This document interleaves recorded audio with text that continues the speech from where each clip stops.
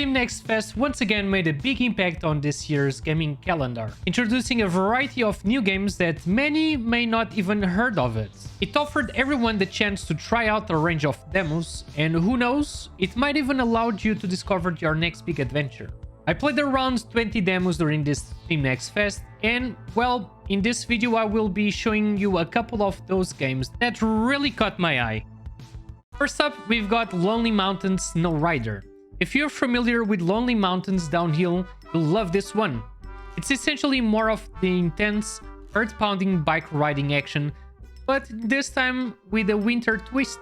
The controls are tight, and navigating through icy slopes and snow-covered paths is such a satisfying challenge. Seriously, the snow looks awesome. What makes this game sort of unique is the balance between speed and precision. You can blaze through a mountain at the top speed, but one wrong move and you're face first into a pine tree. Trust me, you'll want to keep restarting to nail those perfect runs. And that's what it keeps you playing the game.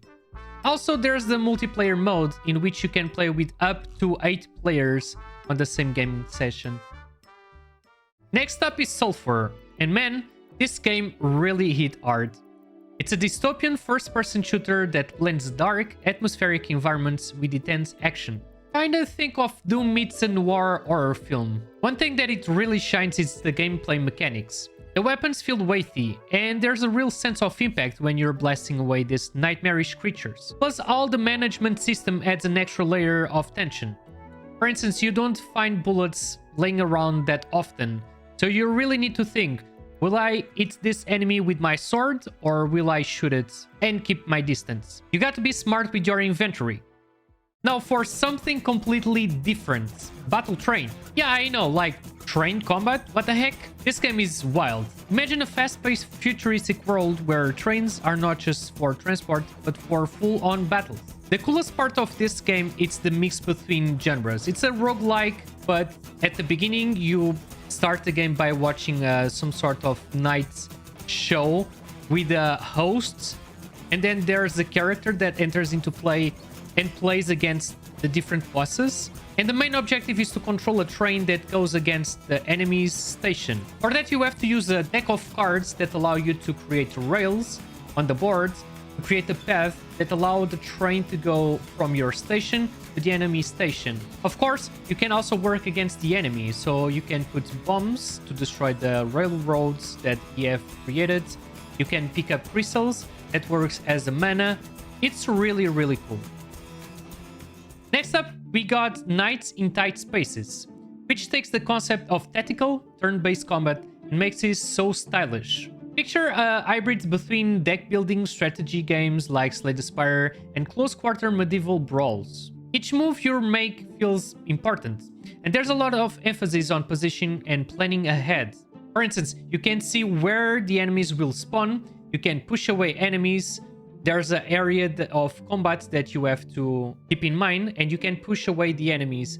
And if they cross that path, it's dead. It's super satisfying to maneuver all the characters. Like, for instance, you have different classes that kind of have synergy with the movements. The art style is sleek, and I love how the game creates tension in these confined spaces. You fight actually inside of rooms on top of bridges, and then you can work with the environments to try to overcome those obstacles. Up next is Dunjungle. I've been following this project on Twitter, so it was not a surprise. It was a surprise on a sense of the gameplay that I never actually came across to play it up until this point. It's a colorful action-adventure pixel art game where you hack and slash your way through procedurally generated jungle dungeons. Honestly, I know that this might sound cliché, but it's a roguelike that feels a little bit like Dead Cells. You have a panoply of different enemies and traps. 1 minute you're dodging poison darts, and the next you're battling giant jungle beasts. Okay, this one really got me out of guard. It's called Ballionaire. Ballionaire is a fast-paced pachinko roguelike, where really strategy meets physics.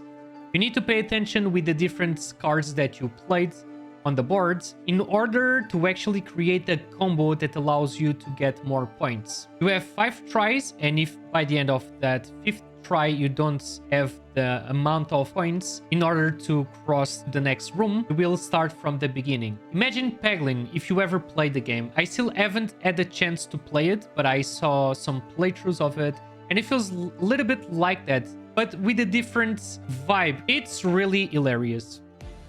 Also, you should really check StarVaders, deck building roguelike versus grid-based tactics. So you have a board in which you have to play your different abilities. Think about Space Invaders with tactics. Your objective is, of course, destroy the Space Invaders. You can also fight against bosses, so there's different mechanics related to every single level. It makes things fresh. Then there's, of course, the upgraded cards that perform different abilities and the different combinations that you can do. It's really a joy to play.